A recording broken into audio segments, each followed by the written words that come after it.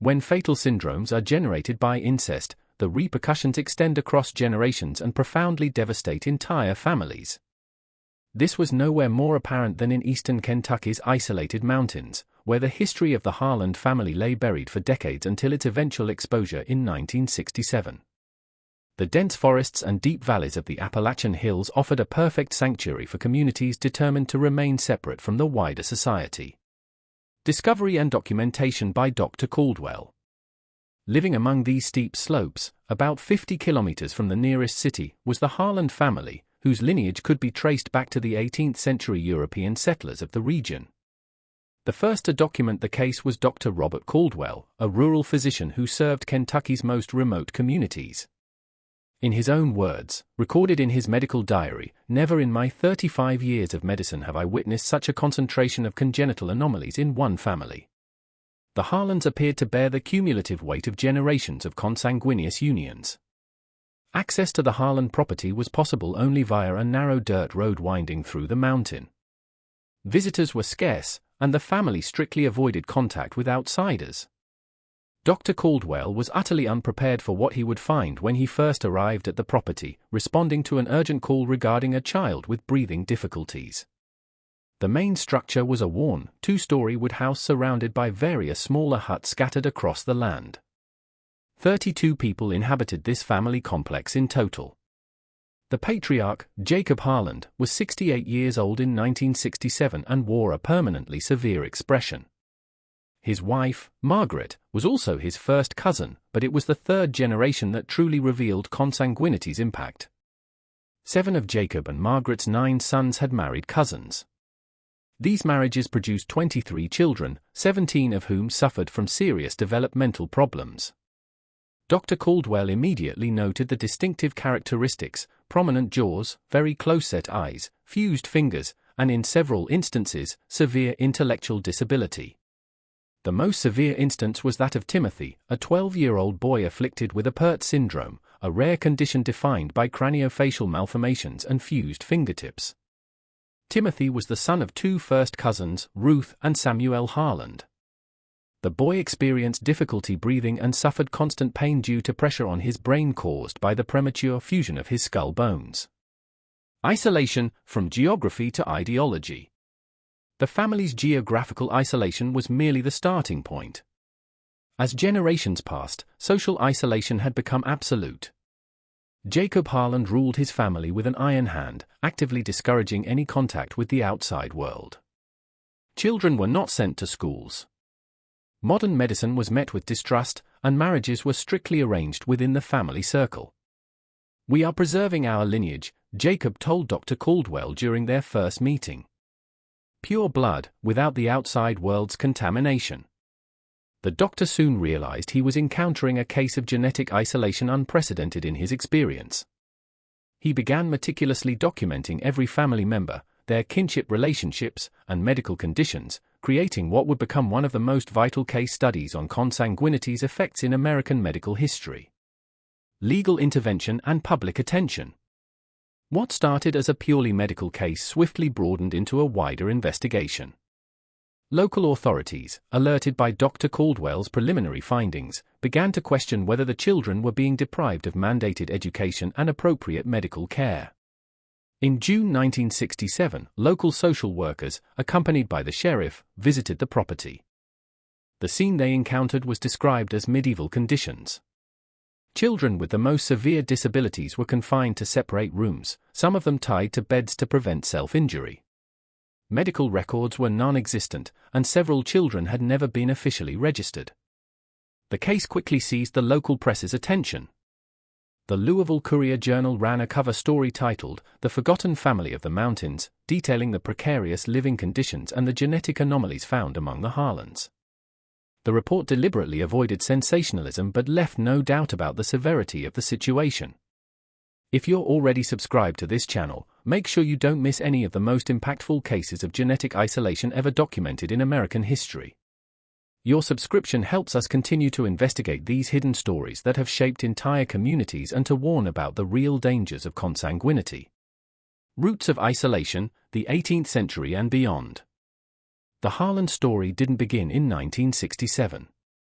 To fully grasp how one family reached such an extreme degree of genetic isolation, one must return to the late 18th century, when the first Harlands reached the Kentucky mountains. Ezekiel Harland, a Scottish immigrant, established himself in the region around 1795, seeking to escape what he called the corruption of the East cities. He purchased 200 acres of mountainous land, constructed a log cabin, and started raising his family, deliberately away from the eyes of expanding society. County historical records indicate that Ezekiel married his high school cousin, Hannah, thus bringing with him a cultural pattern not uncommon at the time, especially within isolated communities. In the rural, isolated communities of the 18th and early 19th centuries, marriage between cousins was not merely accepted but frequently encouraged as a means of keeping properties within families. Martin Thornbury, a local historian who extensively studied the Appalachian isolated communities, explains, "These early colonizing families faced a reality vastly different from our own. Geographic insulation meant a limited pool of potential marriage partners, and economic considerations often took priority." The American Civil War, 1861 to 1865, further intensified the Harlands' isolation. While Kentucky officially remained in the Union, the region was profoundly divided. The Harlands, with their ingrained distrust of government authorities, retreated even deeper into the mountains during this turbulent period. The ideology of purity. It is from this period that the diaries of Josiah Harland, Ezekiel's great-grandson, offer a rare glimpse into the family's mindset.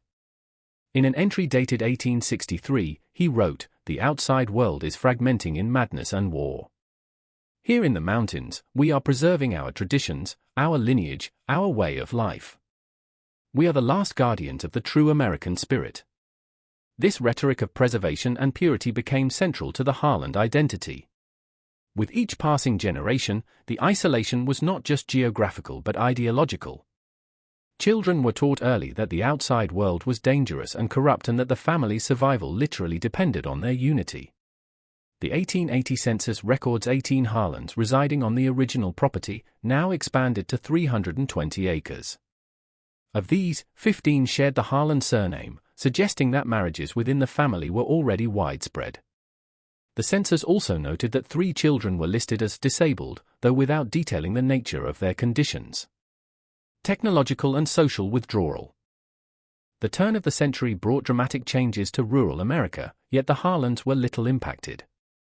Even as electricity, phones, and roads reached increasingly remote communities, the family deliberately kept themselves apart from these advances.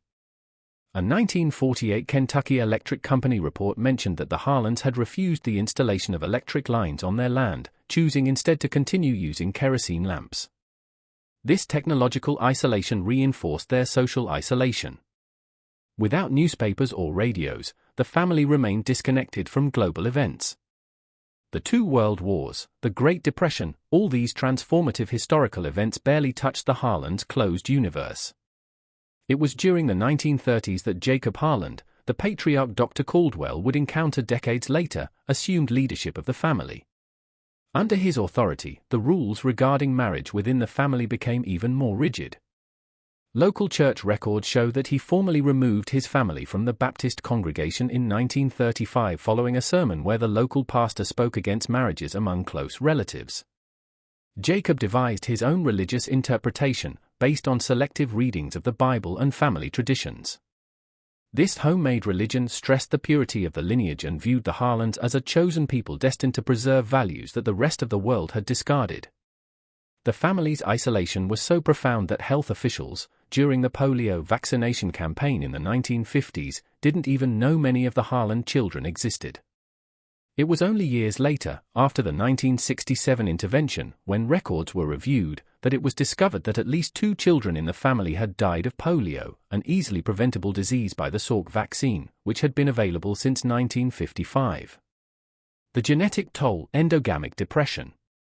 Moving into the 1960s, it's clear how generations of isolation created the perfect conditions for a dangerous genetic concentration.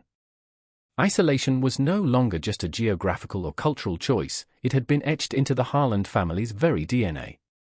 When Dr. Robert Caldwell began systematically documenting the Harland family members' medical conditions in 1967, he was unwittingly contributing to a burgeoning field of medicine, population genetics. His meticulous records, which are preserved today at the University of Kentucky, provide one of the most comprehensive case studies on the biological effects of prolonged consanguinity. What we observed in the Harland family is not simply an isolated case of cousins marrying, explained Dr. Ellen Simmons, a Johns Hopkins University geneticist who studied the case in the 1970s. It is the cumulative result of generations of consanguinity. It's like observing centuries of genetic evolution compressed into just a few generations. To comprehend the Harland situation, one must examine the fundamentals of genetics. Every individual inherits 2 copies of each gene, one from the mother and one from the father. Many defective genes are recessive, their effects only appear if a person inherits 2 copies of the defective gene, one from each parent. In genetically diverse populations, the likelihood of 2 partners carrying the same defective recessive gene is quite low. However, when close relatives have children, this probability increases dramatically because they share a substantial percentage of their genetic material. First-degree cousins share roughly 12.5% of their genes. When they marry, the chances of their offspring inheriting 2 copies of the same defective recessive gene are far higher than in the general population. When this pattern is repeated over generations, as in the Harland case, the result is an ever-increasing concentration of deleterious recessive genes. Among the Harland children, Dr. Caldwell documented a stunning array of rare genetic conditions. Apert syndrome, Timothy's condition. Polydactyly, extra fingers or toes, in 6 children. Syndactyly, fused fingers, in 4 children. Retinitis pigmentosa, a degenerative retinal disease leading to blindness, in 3 teenagers. Cleft palate in 5 children. Varying degrees of intellectual disability in 14 children. Particularly noteworthy was the case of the identical twins, James and John Harland, born in 1955. Both suffered from a rare form of disproportionate dwarfism known as spondyloepiphyseal dysplasia. This condition, characterized by a short trunk and limbs and spinal problems, is caused by mutations in the COL2A1 gene, which codes for type 2 collagen, an essential protein for cartilaginous and bone development. These twins represent one of the starkest cases of recessive genetic expression, Dr. Caldwell noted. Their condition was so rare that its likelihood of occurring by chance in a non-consanguineous population would be virtually null. The impact of consanguinity was not limited to visible physical conditions. Subsequent examinations of Harland medical records revealed an abnormally high incidence of congenital heart disease, kidney problems, and rare metabolic disorders. The family's average life expectancy was significantly below the national average, just 47 years for men and 51 years for women at a time when American life expectancy already exceeded 70. One of the most alarming discoveries came when Dr. Caldwell reviewed the unofficial birth records maintained by the family itself. Of 49 documented pregnancies between 1945 and 1967, 14 resulted in miscarriages, 7 in stillbirths, and 3 in neonatal deaths during the first weeks of life. These figures represent a gestational loss rate 3 times higher than the national average at the time. Can you imagine the silent suffering of those women? Losing child after child, without access to adequate medical care, believing these tragedies were simply God's will. Leave a comment saying, "What a preventable tragedy," to show how genetic education could have saved so many lives. The phenomenon observed in the Harlands has a scientific name, endogamic depression. This term describes the reduction in a population's biological fitness resulting from the accumulation of harmful genetic traits due to reproduction among genetically similar individuals.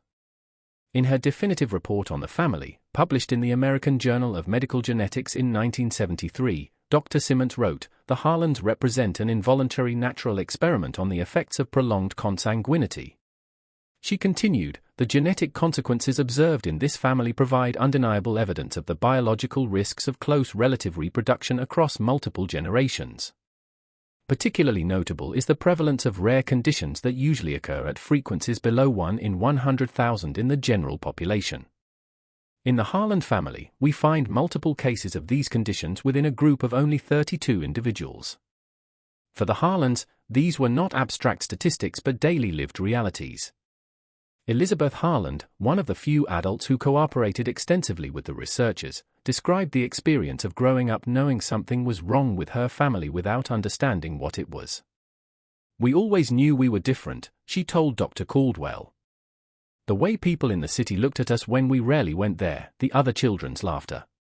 Jacob claimed it was because we were special, chosen. "I only realized it was because we were sick." The legal aftermath and precedent. The Harland family's discovery in 1967 initiated a series of government interventions that would permanently change the life of that isolated community. The case quickly escalated from a medical concern to a matter of child welfare, igniting a debate about the boundaries between parental rights, religious freedom, and child protection. In July 1967, 1 month after the social worker's first visit, the Kentucky Children's Services Department obtained a temporary court order to examine all Harland children under 18. Jacob Harland's resistance was fierce. "No one will take my grandchildren," he told the sheriff. "God gave us these children to care for our traditions." The operation to remove the children for medical evaluation required the presence of several state police officers. Witnesses described moving scenes of frightened children being separated from their parents. For many, this was the first time they had ever left the family property. At the Kentucky Regional Hospital, specialized doctors confirmed Dr. Caldwell's preliminary diagnoses and discovered additional, previously unrecognized conditions. Timothy, the Apert syndrome boy, was immediately taken in for surgery to relieve pressure on his brain. 3 other children were diagnosed with congenital heart disease requiring surgical intervention. The case rapidly became a test for the legal system. In August 1967, the county youth court held a custody hearing that lasted 5 days. Experts in social assistance, law, and medicine testified about the conditions on the Harland property. Margaret Williams, the lawyer assigned to represent the Harland children, argued these children were deprived not only of adequate medical care but of the fundamental right to education and the opportunity to develop as individuals. The isolation imposed upon them is not merely physical, it constitutes a form of intellectual and emotional neglect. The family's defense, led by local attorney Thomas Shepard, countered that the government was improperly interfering with a private, religious community that simply wished to live according to its own traditions. The Harland family represents a disappearing American way of life, Shepard argued. They possess the constitutional right to raise their children according to their religious beliefs. Judge William Harrison faced a dilemma that mirrored broader tensions within 1960s American society, the balance between collective responsibility and individual rights. His decision, delivered on September 12, 1967, established a significant legal precedent. While this court acknowledges the fundamental right of parents to raise their children according to their religious beliefs, Judge Harrison stated, this right is not absolute when it endangers the mental and physical well-being of the children. He continued, the evidence presented convincingly demonstrates that the endogamic marriage practices of the Harland family have resulted in significant genetic damage to the children and that there has been a refusal to seek proper medical treatment. The court ordered that 17 of the 23 Harland children be placed under temporary state custody for educational assessment and medical treatment. Children with less severe medical conditions could return to their parents after a supervision plan was implemented, including regular medical visits and school enrollment. The ruling ignited protests from defenders of individual freedom and conservative religious groups. The Harland case became a focal point in national debates on the limits of governmental intervention in family life. Letters to the editor of the Louisville Courier-Journal showed deeply divided opinions. What happened to the Harland family is nothing less than government tyranny disguised as compassion, wrote one reader. If we continue to allow personal beliefs to override scientific evidence, how many more children will suffer unnecessarily, countered another. Fragmentation and resilience. For the Harlands themselves, the consequences were traumatic and immediate. The family unit that had endured for over 150 years was fragmented. Jacob Harland, who had ruled his family with unquestionable authority, witnessed his world crumble. 3 weeks after the court ruling, he suffered a stroke and died 5 days later. Harland children, many of whom had never interacted with people outside the family, faced immense adaptation challenges. Mary Harland, a social worker assigned to the case, unrelated to the family, documented her experiences, the Harlan children show extreme levels of separation anxiety and difficulty adapting to new environments. Many exhibit significant social developmental delays, with interaction and communication patterns that reflect their extended isolation. Particularly moving was the case of the 8- and 10-year-old siblings, Michael and Sarah Harlan. Both had moderate intellectual disability and had never been separated before. Placed in different adoptive homes due to their specific medical needs, they developed severe regressive behaviors that required intensive psychological intervention. For some of the older children, integration into the outside world brought a blend of liberation and trauma. Elizabeth Harlan, then 16, wrote in a diary later included in the case records, "Everything is strange and scary. The lights are too bright. People talk too fast. But for the first time, I'm learning things that Jacob would never let us know. Yesterday, a nurse explained to me why so many babies in our family die or are born sick. It's not God's punishment." Enduring legacy, medicine, law, and ethics.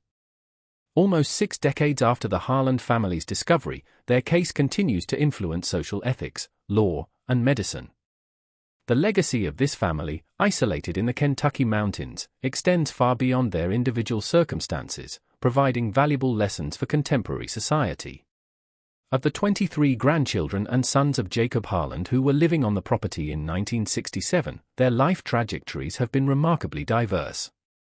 Timothy, the Apert syndrome boy whose condition first drew Dr. Caldwell's attention, received continuous treatment and surgery.